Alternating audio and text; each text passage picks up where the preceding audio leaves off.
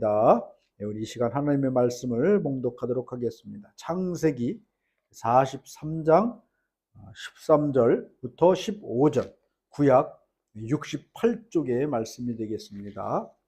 구약 창세기 43장 13절부터 15절 말씀.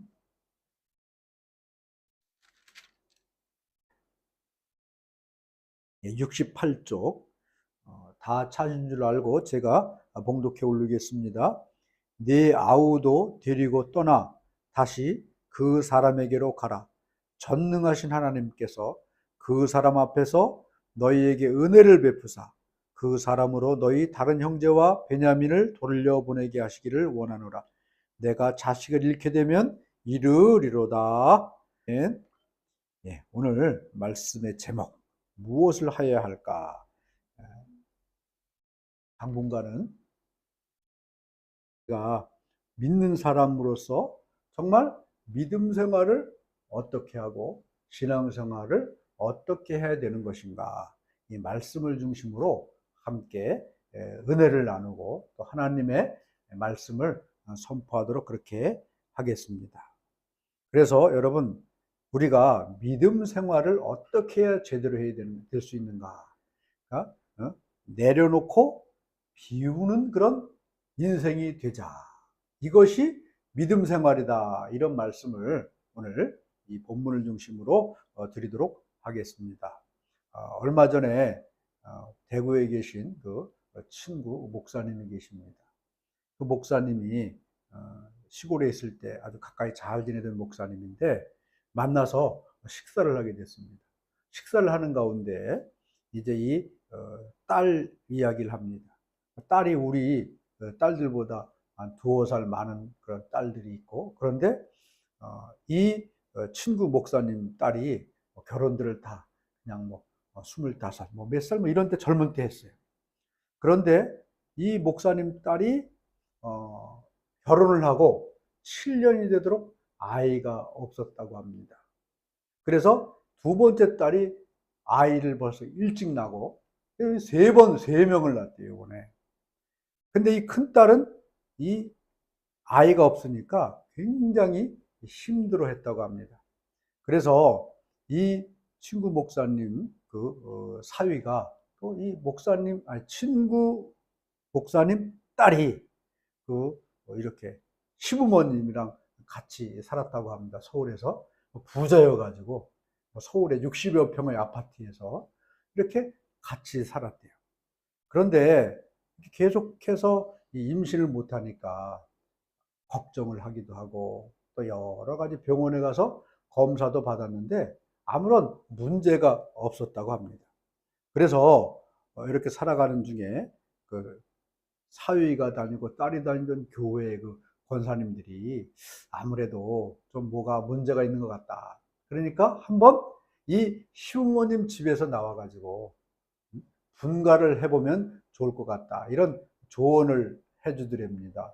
그래가지고 이 사위가 담대하게 아버님께, 어머님께 이제 우리가 분간을 한번 해보고 싶다. 이렇게 아주 정중하게 말씀을 드렸더니 그걸 허락하시더라는 거죠.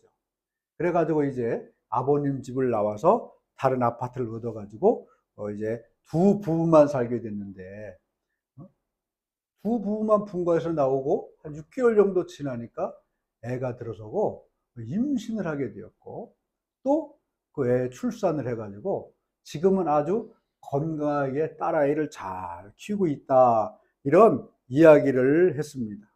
그러면서 이제 하는 말이 시부모님이 아무런 본인들은 스트레스를 주지 않고 그 다음에 힘들게 하지 않았다고 생각을 하지만 이 딸에게 있어서는 시부모님과 함께 사는 이 자체가 큰 마음과 또 몸에 스트레스가 돼가지고 그 스트레스를 안고 살다 보니까 이 임신을 못한 것 같다.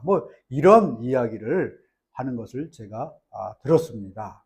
오늘 말씀은 누구에 대한 이야기냐 하면 야곱에 대한 이야기입니다.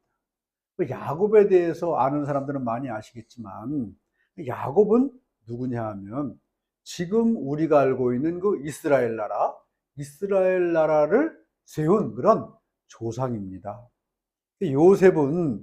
야곱은 이삭이라는 아버지 밑에서 형과 쌍둥이가 태어났어요.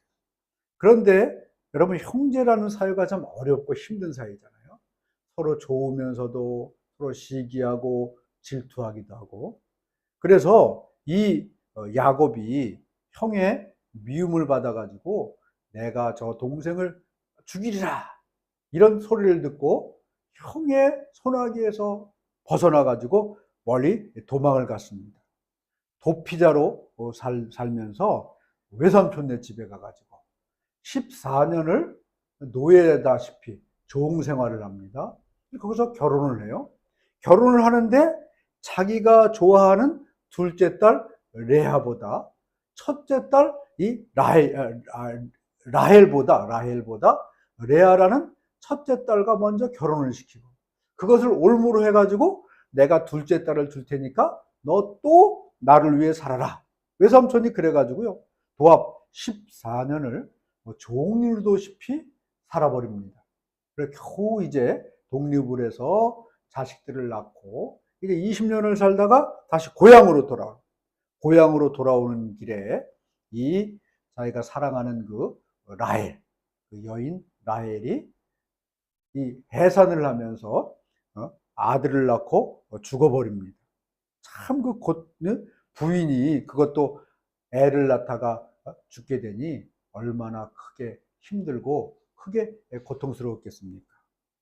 그렇게 이제 살고 고향으로 돌아왔는데 애들이 이렇게 자라다가 그 라헬이라는 이 여인, 그러니까 자기가 가장 사랑하는 여인의 아들이 둘이 있었습니다. 첫째가 누구였냐 하면 요셉, 두 번째가 베냐민.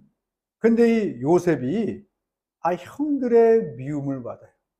형들의 또 시기 질투를 받아가지고 큰 문제가 발생하지 않습니까? 이 요셉이 없어져 버리죠. 근데 형들은 요셉을 몰래 이렇게 애굽의 종으로 팔아버리고 아버지한테 와가지고는 이 요셉이 입었던 그 채색옷에다가 짐승의 피를 묻혀가지고 보여주면서, 아버님, 이 옷을 보십시오. 이 피를 보십시오. 이게 누구 겁니까? 요셉일 것 같은데 아마 요셉이 들짐승에게 물려 죽은 것 같습니다. 라고 거짓말을 하죠. 그런데 왜 형들이 이 요셉을 그렇게 미워했겠습니까? 다른 게 아니라 채색 옷이라는 그 옷 하나로 요셉을 미워할 수밖에 없는 그런 모습을 보여주는데, 다른 모든 자녀들에게는 입히지 않았던 이 채색 옷을 이 야곱이 요셉에게 입히는 거예요. 채색 옷을 입혔다는 것은 두 가지 뜻이 있다고 합니다. 첫째는 뭐냐 하면 고귀한 자녀임을 증명하는 옷이 채색 옷이었다고 합니다. 그 당시에 채색 옷을 입을 수 있었던 사람은 왕족이나 아주 고관들, 정말 귀한 집 자녀 아니고는 입을 수 없는 옷이었는데, 이 요셉에게 다른 모든 아들을 제껴놓고 이 야곱이 그 옷을 입혔다는 것은 특별히 요셉만을 사랑한다는 그런 의미가 있다는 거죠. 여러분, 이 자녀들이 특별히 누군가 한 사람을 편애하면 다른 자녀들은 그 애를 시기하고 질투할 수밖에 없는 거잖아요. 그래도 두 번째 의미가 있는데, 채색 옷을 입혔다는 것은 무슨 의미가 있냐 하면 그 아들에게 장자의 모든 권한을 위임한다라는 의미가 그 당시에 있었다고 합니다. 그 위에 맏아들 루벤도 있고 또 둘째 아들, 셋째 아들이 다 있음에도 불구하고 11번째 아들에게 채색 옷을 입혔다는 것은 암묵적으로, 그렇게 말은 하진 않지만 마음적으로 이 야곱은 요셉에게 모든 장자의 권한을 물려줄 것이다 라는 그런 마음의 생각을 이 채색옷을 통해서 보여줬다는 거죠. 그러니 여러분, 위의 형들이 요셉을 미워하지 않을 수가 없잖아요. 특별히 르우벤이나 뭐 이런 큰형 같은 경우는 아버님의 모든 유산은 장자인 내게 될 텐데, 저 요셉이 저러고 있으면 그 아버지의 모든 유산은 다 요셉에게 넘어갈 게 아니냐라는 그런 생각이 있었을 겁니다. 그러니 여러분, 이 모든 자녀들이 요셉을 시기하고 질투하고 미워할 수밖에 없는 거죠. 그래서 요셉을 이들은 팔아버리고 죽은 것처럼 아버지께 고했다는 겁니다. 여러분, 이 부모의 자녀들을 잃은 슬픔을 여러분 아십니까? 우리는 그런 경험이 없기 때문에 그거에 대해서 잘 이해하지 못하고 그거에 대해서 잘 공감하지 못하지만, 여러분, 우리나라의 그 몇 년의 역사를 보면 세월호 사건을 아시죠? 뭐 제주도로 수학여행 가다가 배가 사고가 나가지고 수백 명의 아이들이 다 물속에서 죽었어요. 그래서 그런 역사적인 기록을 보면 그 부모들은요, 지금도 정상적인 삶, 지금도 일상을 살아가지 못하고 그 자녀들이 입었던 그 옷 버리지 못하고 자녀들이 쓰던 그 방, 그거 아무도 손을 못 대게 해놓고 그냥 있다고 합니다. 심지어는 어느 부모들은 아직도 세월호가 있는 그 팽목항에서 자리를 뜨지 못하고 이제나 저제나 자녀가 돌아오기를 기다리는 부모도 있다고 합니다. 또 작년에 있었던 그 이태원 참사. 그러면 이 부모들은 그 자식을 보낸 부모들의 그 마음, 그리고 뭐 무슨 특별히 가서 사고로 죽은 것도 아니고 사람이 너무 많이 밀려가지고 압사당했다는 이것을 아직도 인정을 못하는 부모들이 너무나 많다는 겁니다. 만약에 저희 딸들도 혹시라도 이태원에 가서 이런 참사를 당했다면 지금 아마 제가 이 자리에 이렇게 서 있었을까? 여러분의 자녀나 여러분의 아들, 딸들이 그랬다면 이렇게 편하고 이렇게 좋은 마음으로 이 자리에 있을 수 있었을까? 네, 있을 수 없었을 것이란 말입니다. 그럼 이렇게 이 야고보 일생을 보면 정말 고난의 인생이었고 슬픈 인생이었습니다. 그래서 야곱은 나중에 이 바로왕 앞에 섰을 때에 자신의 일생을 고백하기를, 내가 나그네 세월 130년을 보냈지만 그 세월 모두가 험악한 세월을 보냈습니다 라고 고백을 하는 그런 모습을 보게 된다는 거예요. 그런데 오늘 이 말씀을 보면은요, 또 이제 이 야곱이 그런 아주 큰 고난을 다 겪은 후에 이제 가나안 땅에 들어서 정착을 하게 됩니다. 그런데 온 땅에 무슨 일이 벌어지냐 하면 흉년이 들었어요. 흉년. 세상 모든 곳에 흉년이 들었습니다. 그러다 보니까 어떻게 돼요? 굶어 죽게 되잖아요. 그런데 여러분, 어떤 소식이 들어오냐 하면 저 먼 곳 애굽에 가면 그곳에는 곡식이 차고 넘친다라는 그런 소문을 들었습니다. 사랑하는 성도 여러분, 하나님이 어떤 분이십니까? 우리의 일생에 그런 고난, 환난, 어떤 모든 어려움이 닥친다 할지라도 주님께서는 우리에게 피할 곳을 주시는 분임을 이 시간 믿으실 수 있기를 바랍니다. 이 가나안 땅에 흉년이 들어가지고 모든 백성들이 다 굶어 죽는 이 현장에서도 하나님은 여러분 애굽에 곡식을 남겨 놓으셨고 그 곡식으로 말미암아 이 야곱과 모든 가나안 백성들이 살 길을 열어주셨듯이 저와 여러분의 삶 가운데 인생의 흉년이 들고 물질의 흉년이 들고 자녀의 흉년이 든다 할지라도 반드시 피할 길을 마련해 주시는 분이라는 사실을 이 시간 믿으실 수 있기를 간절히 축원합니다. 그래서 여러분이 가나안에서 굶어 죽게 된 이 야곱의 자녀들이 애굽에 가서 곡식을 사왔습니다. 그런데 이제 이 곡식을 다 먹으면 흉년이 끝이고 이제 우리도 농사를 짓고 곡식을 거둘 수 있을 것이다 라고 생각을 했는데 계속해서 흉년이 드는 거예요. 그러다 보니까 어떻게 됩니까? 또 애굽에 가서 곡식을 사와야 되는 그런 처지에 지금 빠지게 됐습니다. 그런데 여러분 문제가 생겼습니다. 애굽에 가서 곡식을 사오면 되지. 그런데 이 야곱의 자녀들이 애굽에 가가지고 애굽의 총리에게 약속한 게 있었어요. 뭐냐 하면 니네들이 다음에 다시 올 때는 너의 막내 아들 베냐민을 이곳에 데리고 와라. 이곳에 데리고 오지 아니하면 너희가 결코 나의 얼굴을 보지 못하고 또 곡식을 사가지 못하리라. 이렇게 여러분 약속을 했습니다. 약조를 맺었습니다. 그래서 이제 또 곡식을 사러 가게 되면 반드시 누구를 데려가야 돼요? 베냐민이라는 이 막내 동생을 애굽으로 데리고 가야 된다는 겁니다. 그런데 아버지 야곱이 여러분 베냐민을 데리고 가는 것을 거부했어요. 안 된다. 저 베냐민은 절대로 데려갈 수 없다.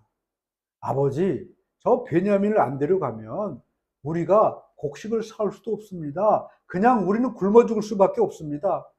굶어 죽어도 좋다. 저 베냐민은 결코 내 곁에서 떠날 수 없다. 이렇게 여러분 아버지가 고집을 피웁니다. 왜 그렇게 고집을 피우느냐? 아까 여러분 이 야곱이 가장 사랑하던 부인이 누구였다 그랬습니까? 라헬이었습니다. 라헬에게는 아들 둘이 있었어요. 앞에서 없어진 요셉, 그리고 지금 말하는 막내 베냐민. 요셉은 죽었다고 생각했으니까 이 베냐민이라도 내 인생 끝나는 때까지 내 곁에 두고 그를 끝까지 사랑하리라. 이렇게 마음을 먹었죠. 그런데 이 베냐민을 애굽으로 데려오려니까 마음에 큰 걸림이 생긴 거 아닙니까? 요셉이 죽었듯이 베냐민도 잘못하면 죽을 수도 있다.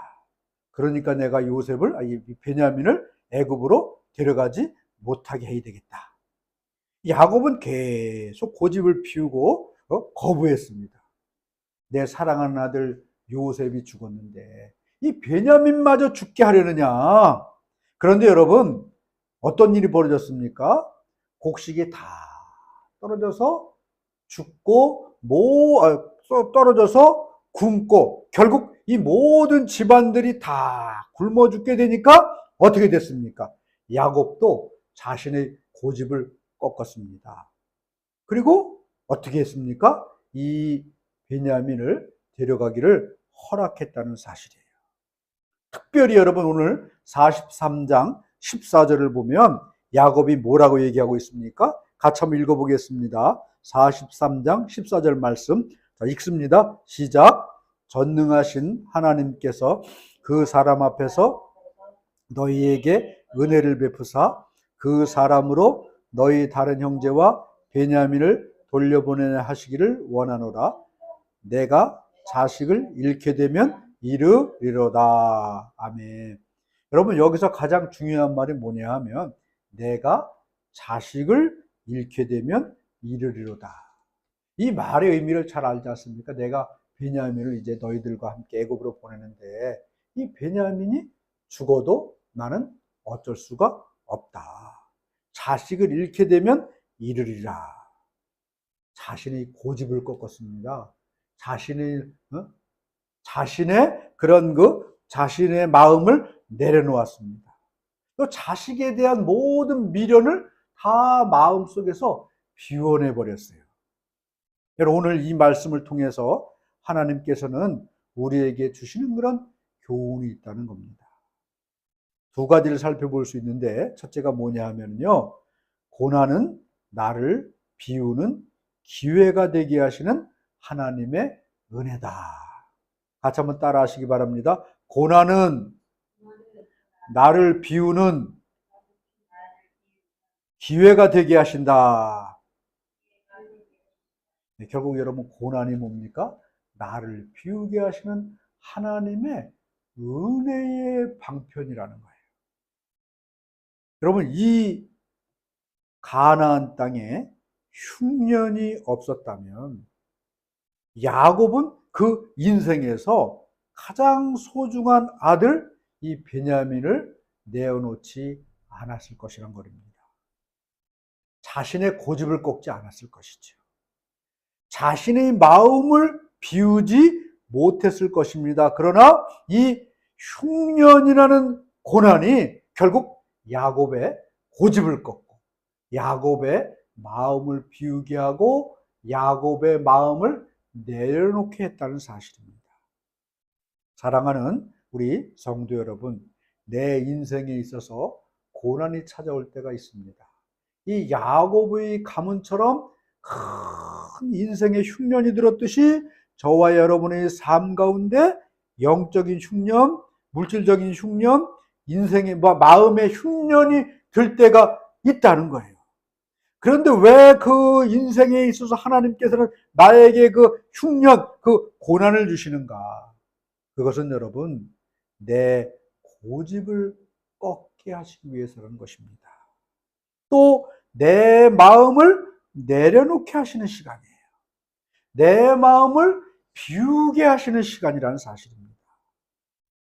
그럼 하나님이 나에게 언제까지 고난을 주시겠습니까? 내 마음을 내려놓을 때까지, 내 고집을 내려놓을 때까지, 내 마음을 비울 때까지 하나님은 여러분 내 인생에 있어서 고난을 그냥 내버려 두시는 거예요. 그러므로 우리 사랑하는 성도 여러분, 내 인생에 고난이 올 때에 우리는 빨리 깨닫고 하나님 앞에 내 고집을 꺾으실 수 있기를 바랍니다. 그리고 내 마음을 비우시길 바랍니다. 내 마음을 다 내려놓을 수 있기를 바랍니다.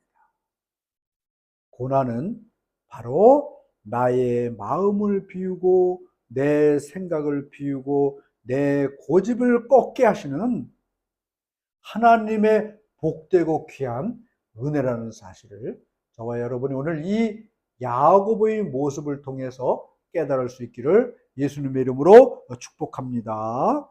두 번째 우리가 여러분 이 모습을 통해서 깨달을 수 있는 것은 뭐냐? 비울 때 채워주시는 하나님의 은혜를 여러분 깨달아야 된다는 거예요. 어떤 때 채워주신다고요? 비울 때 채워주시는 것입니다. 하나님의 은혜가 바로 여기 있다는 거예요. 야곱이 이제 뭘 꺾었습니다? 자기의 고집을 꺾었어요. 그리고 마음을 비웠습니다. 내가 그렇게 소중하고 귀하게 생각하고 얘 하나만 붙잡고 있던 이 마음을 내려놓고 내가 이제 베냐민을 잃으면 잃으리라. 베냐민이 죽게 되면 그냥 죽게 하리라. 이렇게 여러분 자신의 생명과도 같은 아들을 다 포기하고 내려놓고 자신의 마음을 비웠습니다. 그랬더니 여러분 무슨 일이 벌어졌습니까? 성경 말씀을 가만히 계속해서 살펴보면요, 자신이 다 포기하고 내려놓던 이 베냐민, 그것뿐만 아니라 여러분 이제 죽었으니 이 땅에서는 영원히 만나지 못하리라고 생각했던 정말 사랑하고 정말 소중하게 생각했던 이 요셉, 그것도 여러분 요셉이 어떻습니까? 애굽의 총리 대신이 되어 있는 이 요셉을 만나는 놀라운 여러분 하나님의 은혜를 이 야곱은 체험하게 됐다는 사실입니다. 그래서 창세기 46장 29절과 30절을 보면은요, 야곱이 이렇게 고백을 하고 있습니다. 이런 묘사가 있습니다. 요셉이 그의 수레를 갖추고 고센으로 올라가서 그의 아버지 이스라엘을 맞으며, 여기서 이스라엘은 야곱을 말하는 겁니다. 야곱의 다른 이름이 이스라엘이에요. 이스라엘을 맞으며 그에게 보이고 그의 목을 어긋맞춰 안고 얼마 동안 울 때에 이스라엘이 요셉에게 이르되 네가 지금 살아있고 내가 네 얼굴을 보았으니 지금 죽어도 족하도다. 전혀 여러분 만날 수 없으리라고 꿈에만 그리던 이 아들을 정말 눈으로 보고 이 끌어안고 서로 울고 서로 기뻐하는 이 모습, 얼마나 여러분이 야곱에게는 감격과 큰 은혜였겠냐는 말입니다. 여러분, 이 야곱이 자신의 고집을 꺾었습니다. 그리고 인생에서 가장 소중하고 중요하다고 믿었던 막내 아들 베냐민을요, 자기 마음속에서 내려놓았습니다. 그리고 마음을 비웠어요. 여러분, 그랬더니 그 비워진 마음, 비워진 생각 가운데 무엇이 채워졌습니까? 하나님께서 그에게 엄청난 것으로 가득 채우셨다는 사실을 오늘 말씀을 통해서 저와 여러분이 이 시간 깨달을 수 있기를 바랍니다. 놓았던 베냐민도 얻고 꿈에도 그리던 요셉까지 얻고, 마침내 여러분 이 야곱이 이스라엘의 조상 12지파의 아버지. 그래서 지금도 여러분 이스라엘 나라가요, 이름이 어디서 왔는지 아십니까? 바로 이 야곱의 다른 이름 이스라엘이라는 그 이름을 따가지고 지금 이스라엘 나라가 세워진 거예요. 아까 처음에 말씀드렸듯이 여러분 이 목사님의 딸 결혼을 했지만 7년 동안 아이가 없었어요. 물론 그 시부모님이 무슨 잘못이 있겠습니까? 아무 잘못도 없죠. 그러나 이 목사님 딸이 시부모님과 산다는 그 보이지 않는 스트레스가 그의 마음에 가득 찼어요. 그의 육신 가운데 가득 찼어요. 그런데 분가들 해가지고 그 마음속에 가득 찼던 스트레스가 떠났습니다. 그의 몸속에 가득 찼던 스트레스가 떠났어요. 이렇게 여러분 몸이 비워지고 마음이 비워지니까 비워진 그 마음, 비워진 그 육신 안에 뭐가 들어왔습니까? 아이가 들어와서 잉태하게 되었다는 놀라운 사실입니다. 여러분, 오늘 이 시간 우리는 이걸 생각해 봐야 되겠어요. 우리가 오늘도 하나님의 은혜와 기적을 체험하지 못하는 이유가 어디 있을까? 이 야곱처럼요, 내려놓지 못하고 비우지 못하기 때문이면 아닌가? 이 시간 한번 생각해 보시길 바랍니다. 내가 과연 오늘 이 시간 무엇을 붙잡고 있는가? 내가 하나님 앞에서 무엇을 내려놓지 못하고 있는가? 이 시간 한번 돌아볼 수 있기를 간절히 바랍니다. 여러분, 내가 내려놓지 못하고 비우지 못하니까 하나님께서는요, 거기에 채워주지 못하시는 겁니다. 내가 정말 하나님의 귀하고 좋은 것으로 채움받지 못하는 이유는 하나님께 있는 것이 아니라 문제는 바로 나에게 있다는 거죠. 뭡니까? 내가 비우지 못하고 내가 내려놓지 못하기 때문이라는 겁니다. 요한복음 2장을 보면 물이 포도주로 변하는 기적이 나옵니다. 예수님께서 혼인식장에 갔더니 포도주가 떨어졌어요. 그랬을 때 예수님이 어떻게 했습니까? 하인들을 불러놓고 저 항아리에 물을 채워라. 근데 그 항아리는 어떤 항아리냐 하면 결례를 따라 이렇게 물동이들이 있었습니다. 거기는 입구에다 물동이를 놓으면 들어오는 사람들이 손도 씻고 발도 씻고 지저분한 걸 다 씻는 그런 항아리였어요. 그러니 그 항아리가 얼마나 더러워졌겠습니까?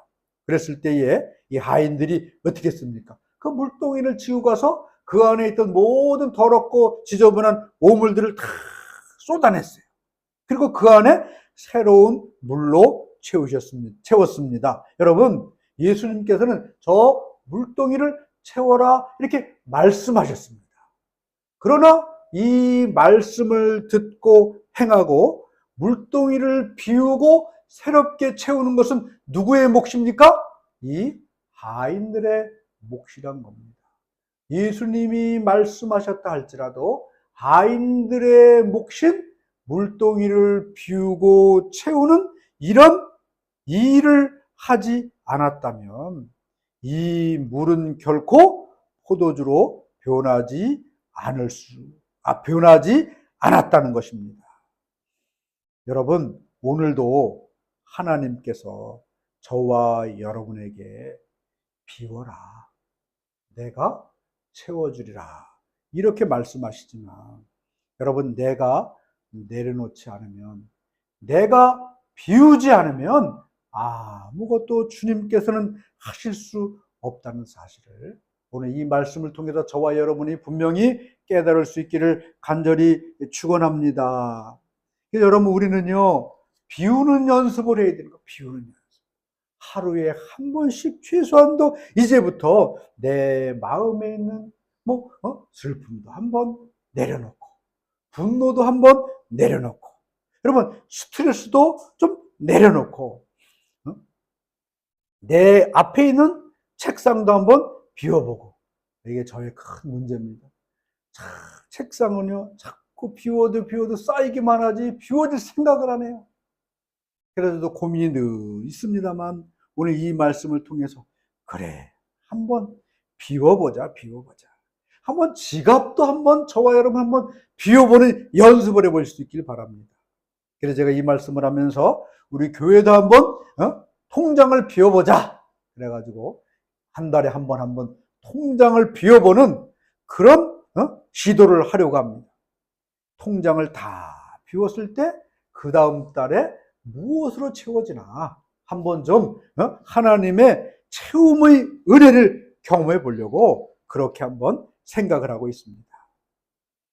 우리가요, 작은 것에서부터 한번 비워보시길 바랍니다. 마음도 비우고, 생각도 비우고, 책상도 비우고, 위도 비우고, 다 비울 때만 여러분 채워지는 거예요. 비우지 않으면 아무것도 채워지는 역사를 체험하지 못한다는 사실입니다. 빌립보서 2장 6절 이하는 이런 말씀이 있습니다. 너희 안에 이 마음을 품으라. 곧 그리스도 예수의 마음이니 그는 근본 하나님의 본체이시나 하나님과 동등됨을 취할 것으로 여기지 아니하시고, 그 다음에 뭐라고 말씀하는지 아십니까? 오히려 자기를 비워 종의 형체를 가지사 사람들 같이 되었고 사람의 모양으로 나타나사 자기를 낮추시고 죽기까지 복종하셨으니. 여러분, 예수님께서 이 땅에서 하신 일의 가장 위대한 일이 뭔지 아십니까? 바로 오히려 자기를 비워 종의 형체를 가졌다는 겁니다. 여러분, 자기를 비워 종의 형체를 가졌으니 그 비워진 곳을 하나님께서 무엇으로 채운지 아십니까?